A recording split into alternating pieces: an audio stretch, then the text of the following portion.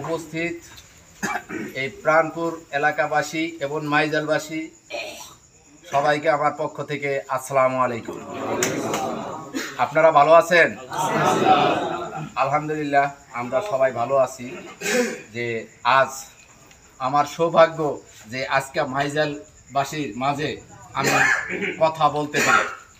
তাই আমি কখনো আসি নাই, আমি আজকেই প্রথম আসলাম। ফারুক ভাই অনেকবার বলছে সময় দিতে পারি না, তার মানে আমি একজন ব্যবসায়ী, আমি ব্যবসা করি, ঠিক আছে। আমার নানান মিটিং থাকে, বাইরের সাথে বাহিরে অনেক মিটিং থাকে। তাই আজকে যে উপলক্ষে আমরা এখানে আসছি সেইটা হলো বীর মুক্তিযোদ্ধা মোফাজ্জেল হোসেন খানের সুযোগ্য পুত্র মাইনুল ইসলাম খান। সে উপজেলার নির্বাচন করার জন্য আসছে। আপনারা জানেন যে কি মনে আমরা আসছি এখানে। তাই দুইজন প্রার্থী আছে, এই দুইজনের মধ্যে আপনারা হিসাব করলে এই আপনাদের কাছে সুযোগ্য প্রার্থী মাইনুল ইসলাম রিপন খান। কেন?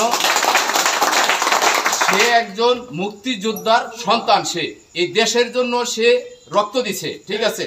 অনেকেই করছে। তার আমার ছোট ভাই এই যে ফারুক ভাই বলছে যে সে কিন্তু ঘরের ছোট শিশু বাচ্চা থুইয়া এই দেশের জন্য কিন্তু মুক্তিযুদ্ধের জন্য সে নেমে পড়েছে।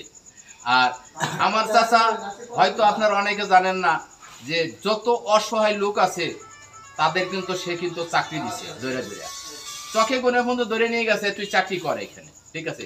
তারই সুযোগ্য সন্তান আজকে নির্বাচনে আসছে। এই নির্বাচনে আপনাদের মানে ব্যালটের মাধ্যমে ওই মাস মার্কায় ভোট দিয়ে আপনাদেরই জবাব দিতে পারেন, আপনার একমাত্র, আর কেউ পারেন না।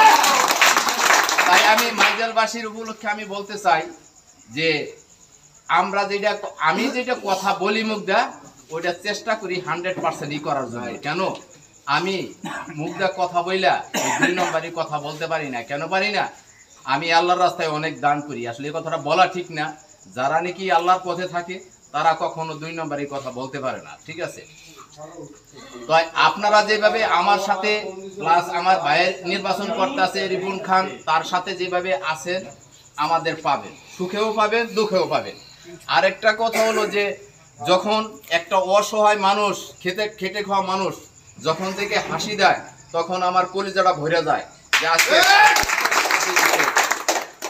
ঠিক আছে। তাই এইখানে ফারুক ভাই বলছে যে আমি সারা বাংলাদেশি মানুষ, অসহায় মানুষ, মসজিদ মাদ্রাসা ওয়াজ মাহফিলে কাজ করি, কিন্তু আমার এটা রিকোয়েস্ট, আমি গান বাজনায় কিন্তু কোনো করি না, কথা বলছেন। অনেকে হয়তো বলতে পারে যে গান বাজনার জন্য, অনেকে বললে আমি বললাম যে এটা আমার পক্ষে সম্ভব না, যে আমি সারা বছর যে দান করতে আসি এই গান বাজনায় দিয়ে আমার দানটাকে আমি শেষ করতে পারবো না, ঠিক আছে। তাই আমার ভাই নির্বাচন করতে আছে, আমি এইখানে ওই যে মসজিদেও বলেছি যে আমি দান করছি আল্লাহর রাস্তায়।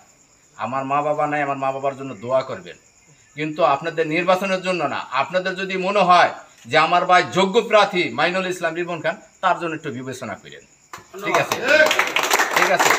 তাই আমাদের এই সভাপতি সাহেব একটু কথা বলছে, আমার তার গোরস্থানে কিছুই করা লাগবে, ওইটা আমি দেখব, আমি কথা দিয়ে গেলাম, ঠিক আছে।